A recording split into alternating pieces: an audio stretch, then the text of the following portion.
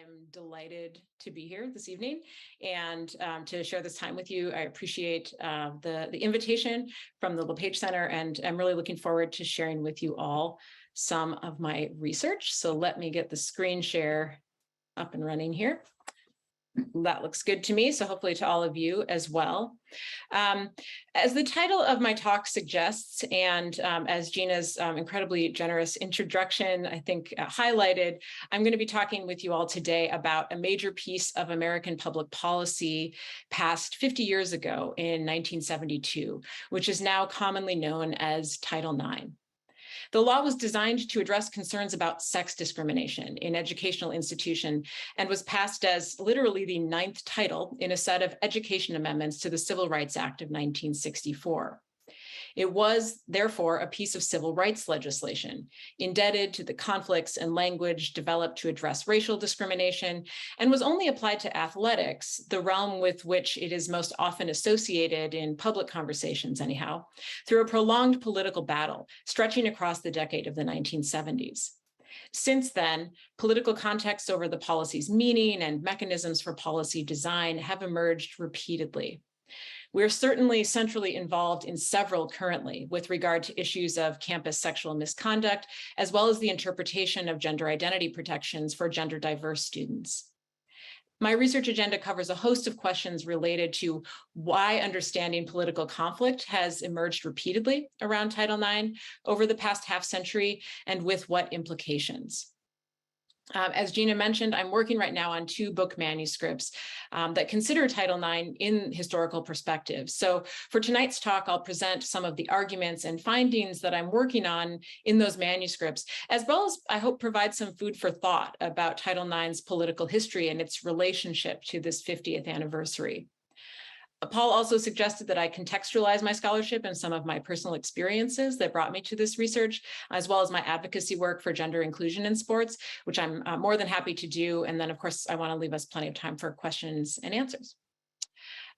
So this year's 50th anniversary, so to speak, of the law's passage has provided much opportunity for public reflection on both the successes and shortcomings of policy implementation.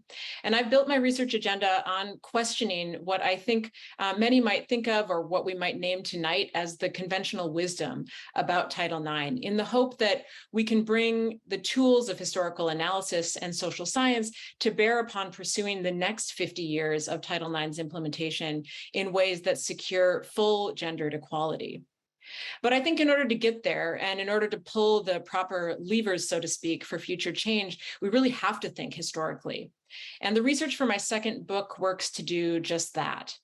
Based on archival research, I examined the history of battles over interpreting the law's central clause, which, as you'll see on the screen, was designed to address discrimination in education, quote, on the basis of sex.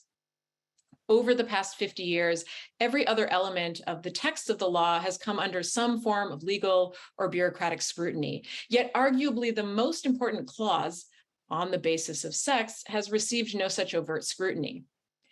Title IX is a policy that was directed at educational venues with, of course, multiple outcomes in its implementation. And in my work, I aim to historicize the politics of public policy, focusing mainly on the application of this central clause to the domain of athletics.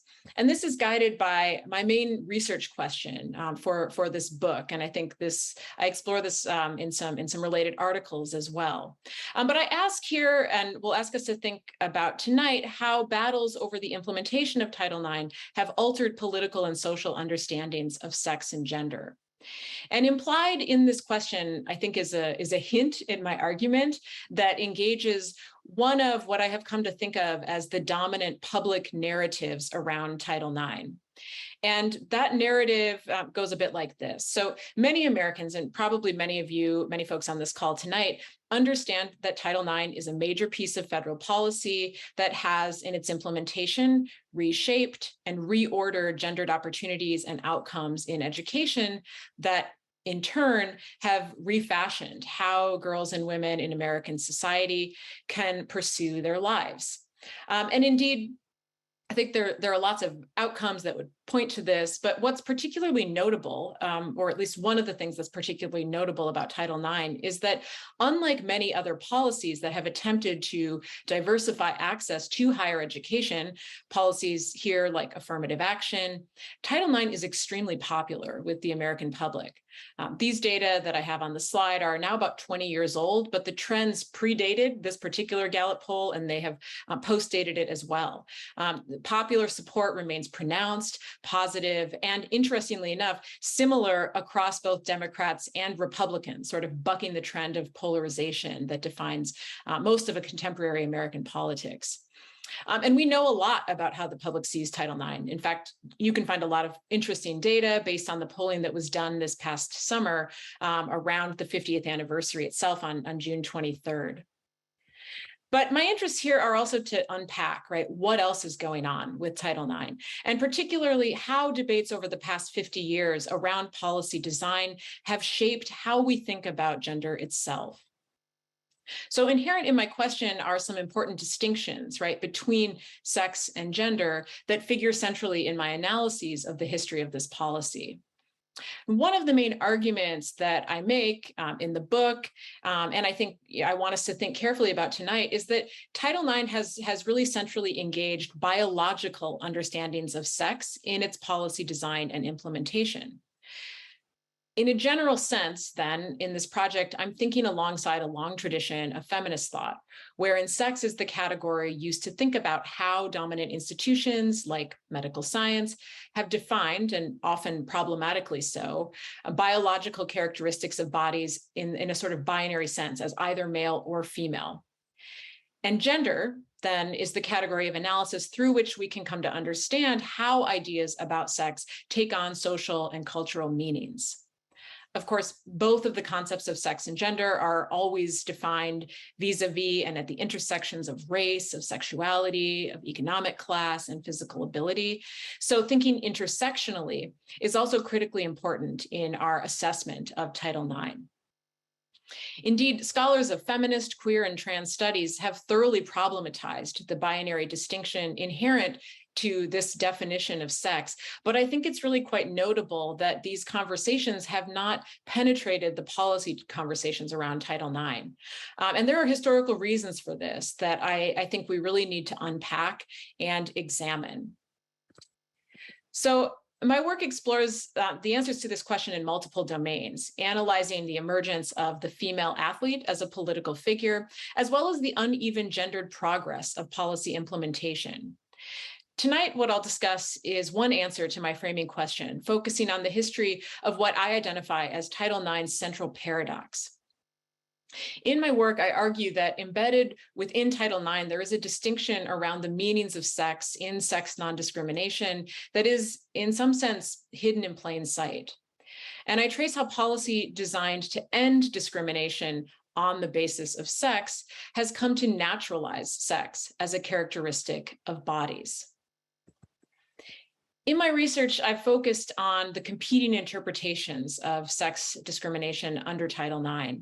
And indeed, lawmakers working in the early 1970s famously collaborated with feminist activists to define exclusionary practices like admissions quotas that disfavored women, particularly in law school and medical school, as well as faculty hiring practices that ensured all male faculty were the norm and the largely unchallenged norm, right? These were practices that were largely unchallenged until lawmakers and activists started to think about how to name them as a problem, how to call them sex discrimination, and how to make law that would bar those practices as an act of discrimination. And there's some excellent recent histories by Deandra Rose and Judy Wu and Wendy Mink that trace and contextualize this period before Title IX was actually passed. And what I think is most interesting about this congressional history in the early 1970s is actually how little attention was paid to athletics and to women's overwhelming exclusion from school-sponsored sports in that era. So by focusing on the period after Congress passed Title IX in June of 1972, I've become quite fascinated with what happened with policy design debates after it became clear that Title IX applied to interscholastic and intercollegiate athletics. And what I note here is that while policy was designed over time to address conditions of discrimination in both classrooms and in sports, the meanings of sex are quite different when the policy is applied in these different realms of education. And of course, all of this is in the context of the peculiar status of athletics within American universities and high schools. We are an outlier globally in that we tie athletic participation and fund it through our educational institutions. But we do, and because Title IX says, no sex discrimination in education institutions, athletics became a target of policy. But classrooms in the aftermath of Title IX were by and large sex integrated, educating girls and boys in the same spaces. And this happened regardless of their sex. By contrast, sports, of course, were sex segregated, first dividing girls from boys into different spaces by virtue of their sex.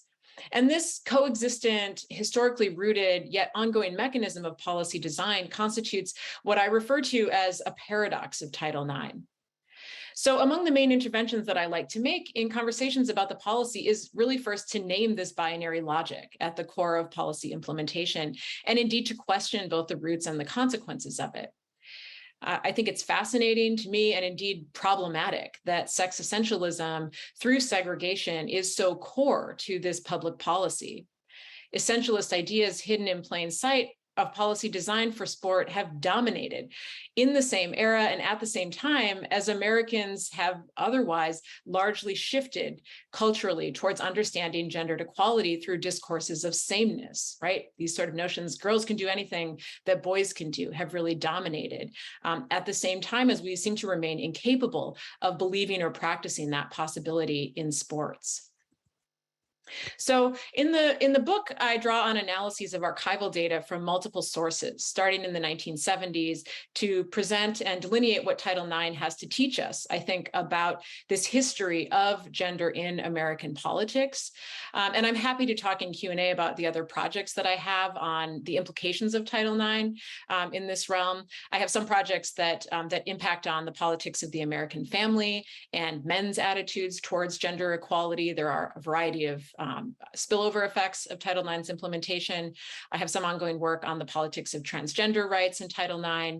My first book manuscript, which I'll say just a bit more as I conclude, assesses how policy stakeholders evaluate Title IX and how stakeholders in policy actually hold and are inhibited in the potential for policy change. So all of this is to say that generally, I think Title IX is an amazingly rich case study for those concerned with understanding evolutions to gender politics in the US over the past half century. So there's all sorts of directions that we might go in Q&A, and I look forward to that. But I want to give you a bit of context about how I started this work, which began while I was completing my PhD in political science.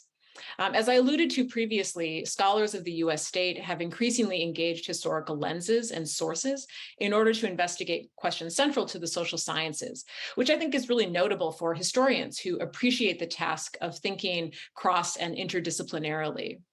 One of the ways in which social science has considered analyzing policy over time is through analyzing how policy implementation effects cycle or feed back into subsequent political processes. And certainly there's a long tradition of work identifying the processes through which policy and identity categories are mutually constituted, probing how policies make meaning of the processes of citizenship, of belonging, of deservingness, and inclusion. And indeed, my thinking on Title IX was initially rooted in understanding what sorts of processes like that may have been embedded, right, in policy history over time. And even more so in rooting out an understanding of the veracity of what I've come to think of as the largely positive or progressive narrative of policy implementation that inheres in Title IX, at least in public discourse. And I think this slide captures more or less what that narrative looks like, that over time, Women's athletic participation at both the college and the high school levels have grown immeasurably, about 12-fold if we compare that to the numbers before policy was passed. This is similarly true among high schoolers, whereas only about 1 in 12 girls participated in American high school sports before the passage of Title IX. Today, it's about 1 in 2. And indeed, my own athletic opportunities were tied quite directly to the law's implementation at my undergraduate institution. Rowing was added as a varsity sport during my freshman year of college when I was then participating on the women's club team. And I had a front row seat to policy implementation as the University of Minnesota added women's rowing as a part of its Title IX compliance initiative. I loved rowing. I rowed in college. That's me in the upper left in my senior year of college. And then I went on to coach, as Gina mentioned, with the team for 5 years. And the team in the lower right is the team that I coached after we won a Big Ten championship the year before I started graduate school. So not only was I a policy beneficiary as an athlete, I also benefited from a well-funded program in my career as an assistant coach. And also, I think, as at least the upper photo suggests, I also learned how to enjoy sports in really, really cold weather. So there's something there as well. But I entered graduate school with a clear sense that Title IX was changing college athletics and the lives of many women. But my training in political science, in history, and gender studies made it very clear to me that thinking across these disciplines, there remained a wealth of questions that remained unanswered about the implications of how political fights over policy have structured the conditions of women's lives. And indeed, this progressive narrative of Title IX's success is incomplete. It's incomplete in the sense that we haven't, I think, fully unpacked and challenged it yet. But it remains very popular in public discourse, and it's often mobilized to narrate a vision of civil rights success. I think it's related to the popularity of Title IX. These things are mutually imbricated. And the upward trajectory of that graph that I showed previously, I think really captures that trend. But at the same time, I was motivated to question the status quo, right? If we had achieved full equality, if Title IX had fully worked, then those two lines should have converged, right? Men's and women's participation opportunities should have gone from disparate to similar. Similarly, right, the participation component of Title IX is only a part of it. Although Title IX does not require equal spending, the differentials in financial support for men's teams are striking. These are data from a paper that I published with collaborators a few years ago that focused on athletic inequalities in the Big Ten Athletic Conference. And they illustrate the extremity of practices in schools with some of the largest athletic programs and the ways in which these schools still wildly favor spending on men's teams, even if their participation numbers are much closer than that. So there are issues here, right? There's big issues around inequality that persist. Likewise, it's extremely clear that this narrative of success is really freighted with racial politics, which I explore by drawing Title IX into contrast with other civil rights policies doctrine. Opportunities for increased participation have been undeniably mostly available to white girls and women, often from middle to upper income families. So this progressive narrative of success also rests on the reality that while Title IX, through its single axis frame addressing sex discrimination in exclusion to any other identity categories or modes of oppression, has in fact effectively changed elements of the gender order at the same time as it left America's racial hierarchies largely untouched. So again, here, as we think about the meanings of change over time, we have to hold centrally Kim Crenshaw's call to think intersectionally on how power structures can erase possibilities for multiply marginalized groups. And that's happened in Title IX, and it is just as key and core of a story to the policy as that progressive positive frame. Yet, even if we consider the history of debate over policy design for women as an undifferentiated group, that is, without simultaneous respect to race, one of the most basic complicating factors of the law's implementation is this distinction made by policy design that I argue is really often overlooked. Here we see a position paper written by the ACLU now 10 years ago, suggesting that sex-segregated schools would be a return to an outdated and outmoded practice of separate but equal. And the practice in most classrooms in the wake of Title IX is that of sex integration. Indeed, equality in the classroom through the lens of Title IX has been predominantly pursued by integrating the boys with the girls, regardless of their sex. Yet, in stark and I think uneasy contrast sits the realm of sports. Women were not allowed access to men's athletic teams, but instead schools were encouraged to create separate teams for women. And sex-integrated sports, where women achieve access to athletics by virtue of their sex, are not merely the norm. They are encouraged and indeed codified by the specific mechanisms of policy design inherent to Title IX. Put differently, and I think to underscore this point, right, the US state instituted a widespread and over time increasingly entrenched, even celebrated practice of separate but equal, only a few years after rejecting such ideology and practice for concerns over race and racial discrimination. My archival research demonstrates that these decisions were decisions of policy interpretation, not merely a natural order of sports or elsewhere. Feminist activists were divided in the 1970s over whether or not to segregate teams under Title IX's policy interpretation guidelines.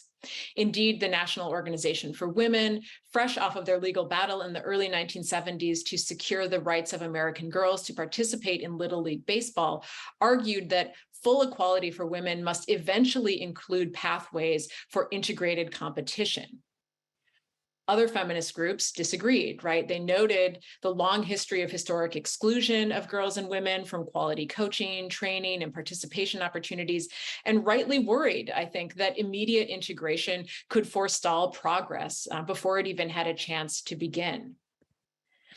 And indeed, these considerations were core to interpretation and implementation debates throughout the 1970s. And indeed, it took about 7 years between when Title IX was passed and when the final interpretation guidelines were released by the federal government. It was a very contentious and very public debate. And in the end, those policy guidelines favored separate teams. But forgetting this history, I think, really constrains future possibilities, a perspective that I wrote about for the Washington Post this past summer. And I think right here is one of the really important reasons for public history.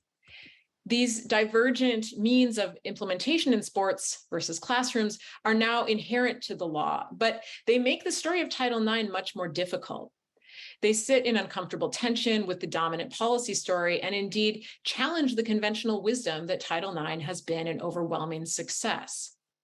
Naturalized segregation, devoid of historic dissent and debate, is now being used to argue against the inclusion of gender diverse and out transgender athletes, an inarguably perverse outcome of a policy designed to end sex-based discrimination. Multiple states have now passed laws excluding transgender youth from segregated sports. This, a solution in search of a problem, evidenced by how few trans athletes lawmakers could actually point to when pressed to justify the legislation. Of course, these laws are now being contested in court, but they are nevertheless damaging to the larger project of gender emancipation and transgender rights more generally. These paradoxical ideas about inclusion are now being used to render new forms of gender policing. Girls and women who are accused of being insufficiently feminine are now subjected to allegations that perhaps if their gender presentation is not traditionally feminine, they no longer belong in the women's competitive category. Just last week, another story broke to this effect out of Utah. This pairing of sex essentialist ideas about suitable gender performance to athletic eligibility are baked into sports policy design. And indeed, the gendered emancipation of girls and women through athletics under Title IX have always been strapped by this double bind of gender policing. Athletes must inherently defy expectations of feminine performance, yet girls and women, when they do so, are vulnerable to harassment and even abuse. Gender nonconforming athletes, women athletes of color, athletes with disabilities are particularly susceptible to exclusions from sports under a gendered order that continues to separate competitors purely based on ideas about sex assigned at birth.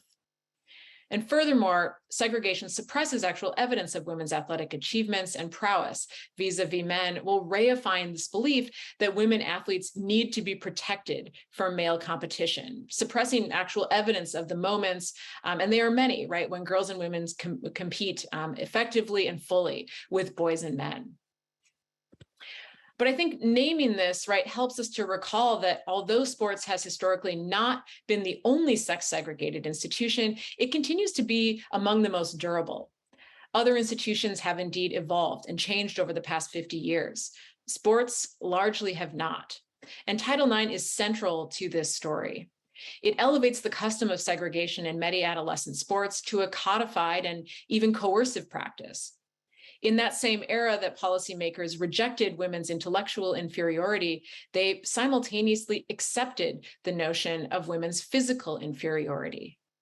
And most importantly, so long as we do not problematize this distinction, right, we're unlikely, I think, to really revisit this central problematic. By not diagnosing the main engines of gender depression, we risk replicating instead of addressing them.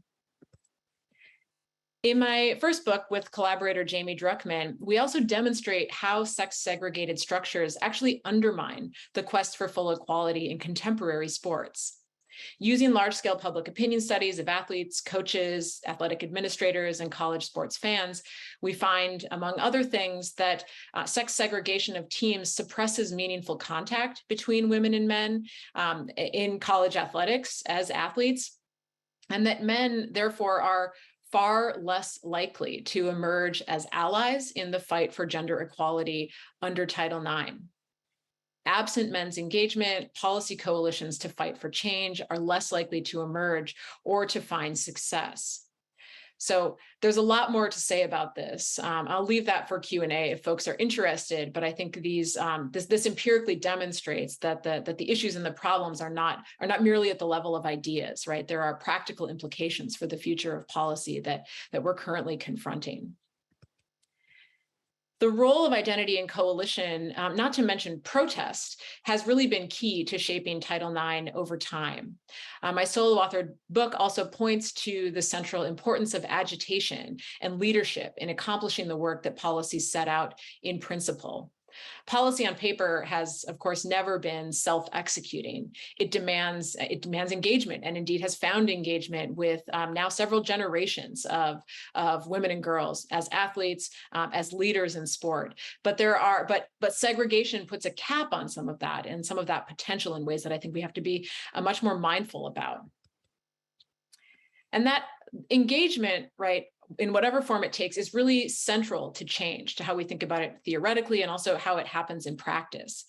This lesson about the possibilities in feedback over time, I've really taken to heart, both as it emerges from theories in the literature, but also how I think we see it happen in practice and the evidence that is there in the archive that demonstrates how it's manifested in the past half century. The public conversation about all of this have really significantly shaped my post-tenure thinking. And myself, I've become more actively involved in working with advocacy groups like the Women's Sports Foundation and Athlete Ally to do what I can to be a part of applying all of these scholarly lessons to addressing some of the real world problems. So feedback affects a number of them, I think, in my own life with respect to Title IX as well. But I'll conclude here on this general point. That is, among the things that I've learned from my research, that in studying the histories of policy aimed at ending conditions of discrimination and political exclusion, my perspective really is that we can learn something, right, about the long-term processes that shape the role of public policy in creating meaning, in creating and actually considering the terms that confer different access to power across diverse political groups, and more generally about the failures and successes of American liberalism. I address questions about how politics, right, through public policy, come to shape fundamentally our social practice. And by studying them, I hope that we're able to understand more about what can construct and constrain the political potentials for change. So I'll end there for now. I'm happy to elaborate and look forward to your questions. Okay, great. Thank you so much. And I welcome the questions in the Q&A or the chat if you want to put them in there, and then we'll go through them. So thank you so much. This project, obviously, and my questions can go in so many different directions. So I think I'm going to be true to the historian within me to ask about, and this relates to the American Women's History class that I'm teaching right now, thinking about the historical context of that moment in 1972 and perhaps the 8 years after, and figuring out the enforcement of Title IX. If you could say more about that historical context, including second wave feminists. And I was looking at all of the various sources that you have, and the debates on congressional floor that you've read. How did second wave feminism affect the outcomes of it, or perhaps thinking about the understandings around sex and gender in that time period, lead to certain outcomes perhaps in the 70s. Mm-hmm. So I guess that might be a place to start. Great. Yeah, no, that's a great question. Thank you, Gina. I think there's a number of really important contexts and dynamics to keep in mind as we think this through. And among them is that the group of folks who were working on crafting Title IX was small, not just because of the level of interest, but also, right, it was sort of reflection of the extent to which feminists were institutionalized in the moment that we were thinking about creating Title IX, and then the period right after, how that actually came to evolve and change.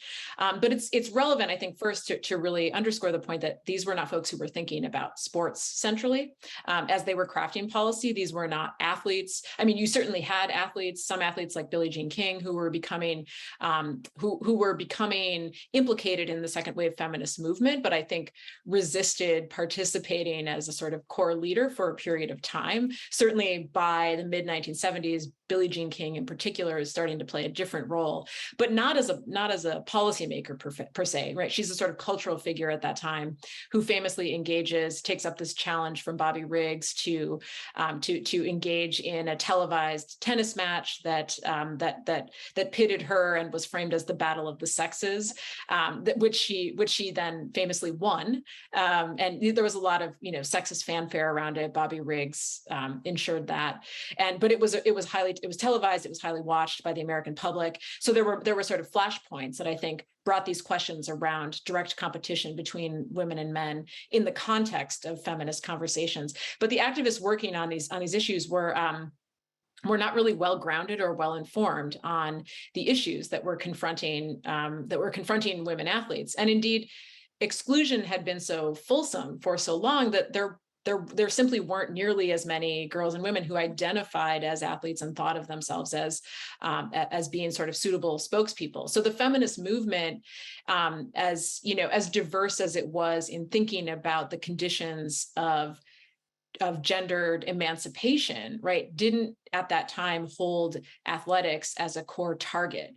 And it took some time for those activists to really learn how to think about the stakes and then to think about what was sort of politically possible. And so you see some of that in particular among folks within the National Organization for Women, right, which I mentioned briefly in the talk. But they were an exception to the other activist groups because they had been working on some athletic issues. They had taken a case from a young girl in New Jersey who had been recruited for and then excluded from her Little League team, and the Little League National Association supported her exclusion to the point where now took the case and they pursued litigating against Little League as sort of one element of Now's broader agenda, which was, of course, to end sex-based exclusions, wherever and however they were found. But like the athletic component took a different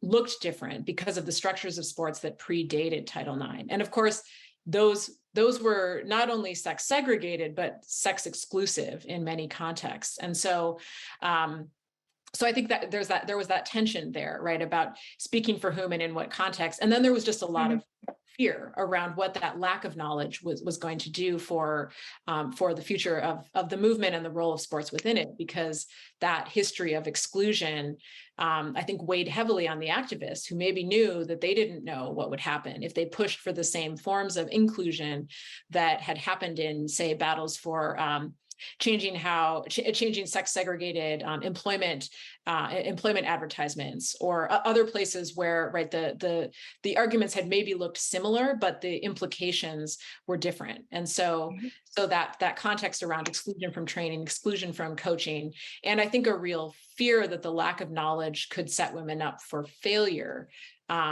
led activists to be more mindful of segregated outcomes.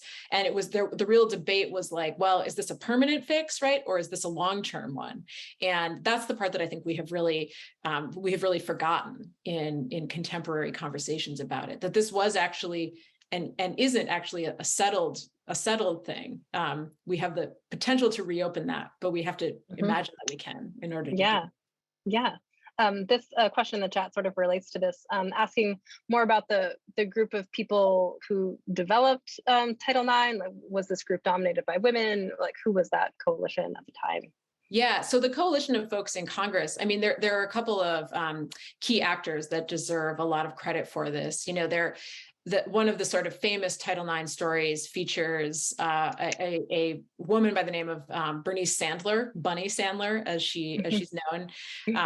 And her story started with a particular moment of political awakening when she had finished a doctorate, went to apply for a faculty position, sat down with somebody who she thought would give her good advice on how to get the job, how to get hired, and his famous words to her were, you come on too strong for a woman. You're not, this isn't the job for you.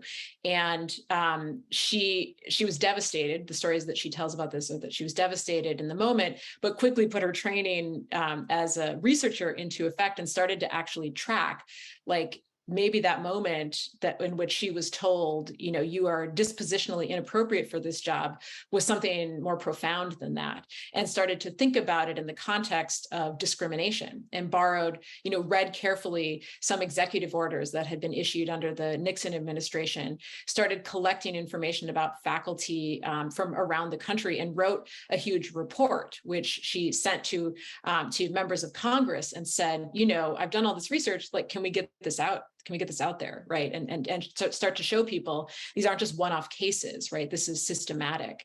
And once that captured the attention of members of Congress, right, there was a small coalition of folks who were working within the institution, folks like Patsy Mink, who was the first woman of color elected to Congress from the state of Hawaii, and others who started to think about how to craft a legislative strategy, right, to actually get this accomplished.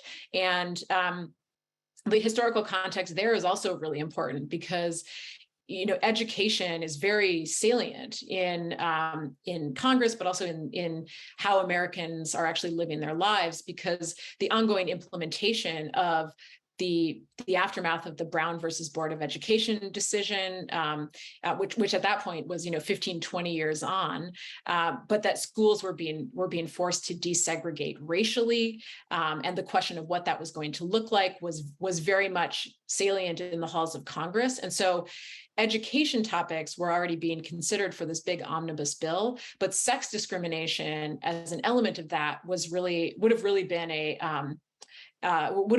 sort of outlier in the general framework. And so legislators at the time, Martha Griffiths, Patsy Mink, looked at that and said, if we make too much hay of this, if we bring too much attention to this, it's more likely to fail than to succeed. And so they actually downplayed their activism and their lobbying among members of Congress to try to keep it low profile, inserted it into this big piece of legislation, which eventually passed. And that, it wasn't only women. Senator Birch Bayh famously was a part of this coalition as well. And he actually makes some of the only statements about sports on the floors of Congress before Title IX was passed. And they really rely on this segregationist logic that says, don't worry, the women aren't coming into your locker rooms. Like, don't worry, they're not coming onto your teams. Everybody knows that's a laughable idea. So this is just about, these other issues with respect to discrimination.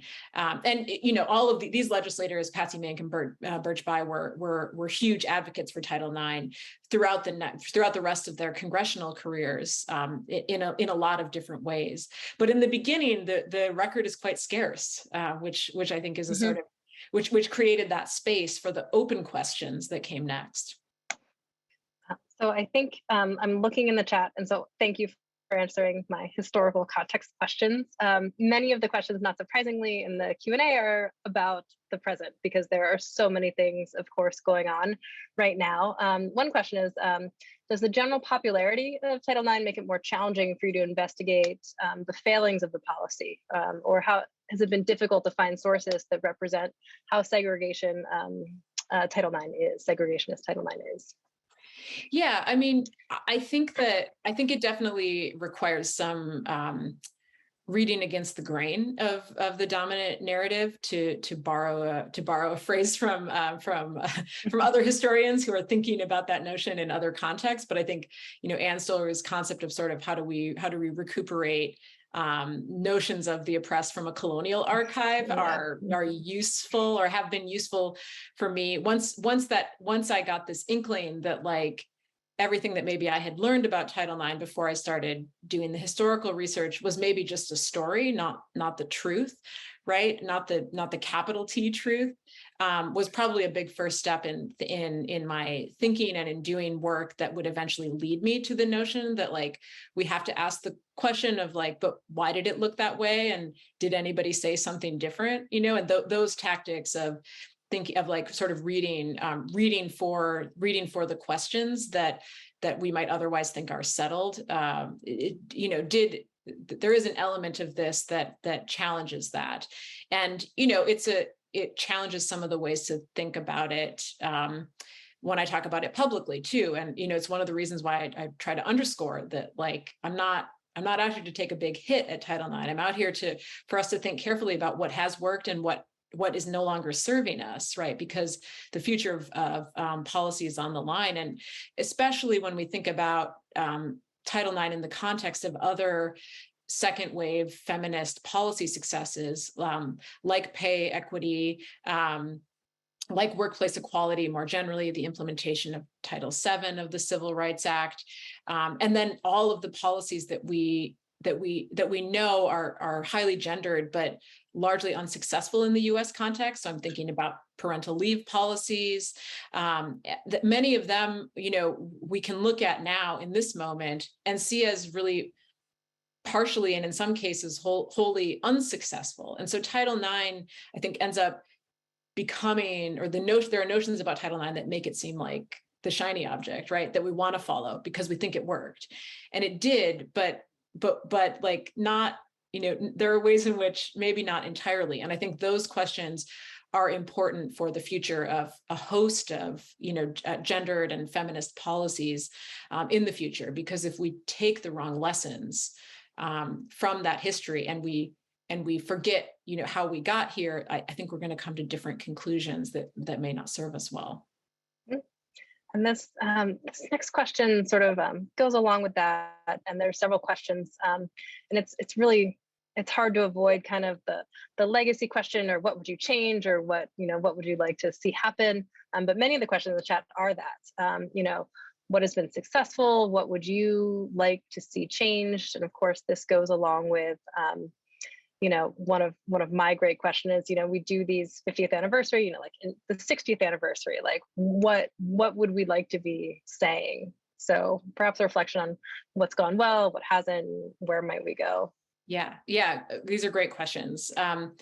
So I think the first thing that I like to remind folks of is that, maybe there was a sort of moment or an inkling in something that I've said or something in the talk that disrupted your thinking, right? Yeah. And that actually that disruption in the dominant narrative is a really important first step, right? We shouldn't overlook that in possibilities for policy change. And especially if it confronts or forces, any of us to confront our biases about the potential that women and girls have in our bodies, in our physical potential. And then, the question is also sort of, okay, so what do we do with that? So I think differently, is that enough? And no, ultimately, I think we can do better than that. But I want to be clear that I think we can do better than that in a sort of stepwise fashion, right? And in some ways we can return to the ways that the National Organization for Women was thinking about this 50, 48, 47 years ago, right? And they were saying, look, this these structures might serve us for a while, but unless we have a plan for getting beyond this really strict segregation, we're going to hit a ceiling on positive impacts or positive possibilities for women and girls. And I think, there are other models that exist elsewhere for what that looks like. You think about single sex education, you think about women's colleges. And the courts give us all sorts of legal reasoning that says, right, sex segregation actually can be treated differently when the segregation or the separation exists for oppressed groups that have historically been marginalized versus those who are empowered and dominant. And so the basic thing is here, right, like the Citadel, the Virginia Military Academy, they are forced to integrate. The courts have said you can no longer make those male exclusive institutions because the benefits conferred to men and that women are excluded from are powerful in a patriarchal society, right? But that Smith College, Mount Holyoke College, other schools that wish to remain women only can be treated differently. And so I think sports, there are possible models for sports that could look something like that, especially as a next step. We could think about ending some of the restrictions that are embedded in Title IX that actually prevent some of the best girls and women from trying out for a team that has historically been reserved for boys and men, if there is a similar team for girls and women at their school. So basically, there are rules in Title IX that says if there are a basketball program for girls and boys in the same high school, the girls can't even try out for the boys team because they already have their own team, and that's where they belong. And I think that's a problem, right? It's not just basketball; it's a variety of sports, and so that creates some space for girls and women who want those different types of opportunities to pursue them. And I also think it breaks apart some of our ideas about the necessity of segregation. And again, we don't have to do this both ways at the same time, right? There may be in a world that continues to be male dominated beyond sports, but also in sports, there are reasons why we could keep teams, largely for girls and women, while challenging the teams for boys and men to evolve in some more powerful ways, especially because, you look at the resource disparities, you look at where the money goes, like they're getting more funding, they're getting more support and also getting more opportunities. So there are ways to sort of push back on some of those boundaries. And I think that 60 years from now, I would like us to be in a position where we're no longer so scared, right, of this question around what happens if we let go of notions of sex segregation and create space for athletes to compete with other definitions or modes of fairness as the organizing principle, because we've done that in classrooms, we've done that in the workplace, and I don't think that's the sort of place where we need to land permanently, but I think it's a necessary next step. This definitely ties into something I was thinking about, and you sort of hinted at this a little bit in your talk about the politics of men's attitudes and thinking about shared ventures and stakeholders. And I've been thinking about public opinion recently with the Dobbs decision, and what the role is of the public and public opinion in making changes, perhaps around these topics. Or what do you see as where the public is? Yeah, for sure. I mean, I think this is also a great question.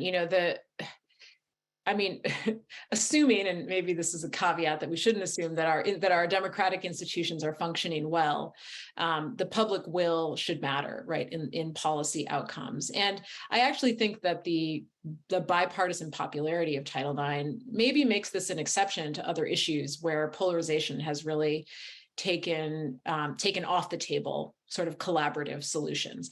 But I think the public, right, the public sentiment that might change Title IX, and even if not the public, like dedicated constituencies within Title IX, there's a lot of potential. We see this historically. I think we see this even contemporarily, that like advocates from within the Title IX policy sphere have a lot of power, right, to determine the future of what policy might look like.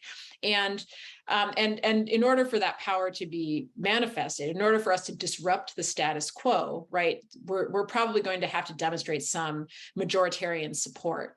And that means that the policy, coalition is probably insufficiently large if we rely on only girls and women advocating for themselves as in order to push policy to the sort of new era, whatever that might look like. And so in this sense, right, I think it really does matter to the extent to which the attitudes of boys and men around these issues can change. And I have a whole line of research. I have a chapter in the book that it was a part of my dissertation originally. It's published in an edited volume elsewhere. That's all about men as political elites and as activists in the general public who have emerged repeatedly as some of the key advocates within Title IX's policy sphere. And the discourse, I think, that they often use to advocate is really interesting, right? They oftentimes in public hearings and even on the floors of Congress, men will get up and say, I know this policy matters because I have a daughter who has shown me that, X, Y, and Z are really important, and I can't fathom that we would treat her differently than my son or my imagined son or whatever. Mm-hmm. And some collaborators and I, thinking like social scientists, said, okay, well, those are sort of maybe one-off events, or maybe those are cherry-picked. What happens if we ask Americans these sorts of questions? Can we demonstrate empirically that fatherhood of daughters actually matters in men's opinions towards Title IX, towards sexual harassment policy, towards pay equity? And we find some provisional evidence that indeed having a daughter, especially an eldest daughter, really matters in how men think about these things. And so there's sort of that component that I think policy change, and I will say, when those results first came back, because this is quantitative analyses, I was actually devastated, right? I was like, okay, this is not good news. That it takes I know we've all had these conversations in the public sphere a lot, that like, why should it be that you have to have a daughter in order to feel implicated? But I think I've evolved a bit in my thinking and said, okay, well, if we take the status quo as evidence of where we're at, then any port in the storm, and if we can think of those as opportunities to change thinking, then that's a good thing. But I think the other evidence from my forthcoming book suggests that we have real impediments to that within the lives of young men, many of whom are athletes themselves, because when they never have to compete or train with and against women, there are biases that can be really baked in, especially, again, in a patriarchal society, that their biases are rarely challenged. And so they are not good allies, by and large, in the fight for gendered equality, except for those who do have opportunities to often train in co-ed environments. So some sports that happens a lot more frequently, like track and field, like swimming and diving. And our empirical evidence in that regard shows that those athletes, especially men who do spend time with women in those environments, are much more apt to be open to thinking about policy change, to be advocates for Title IX. And so it's not a static environment if we think about the conditions, and if we theorize the conditions needed for change. I think that addressing segregation more creatively is really key to addressing that issue as well.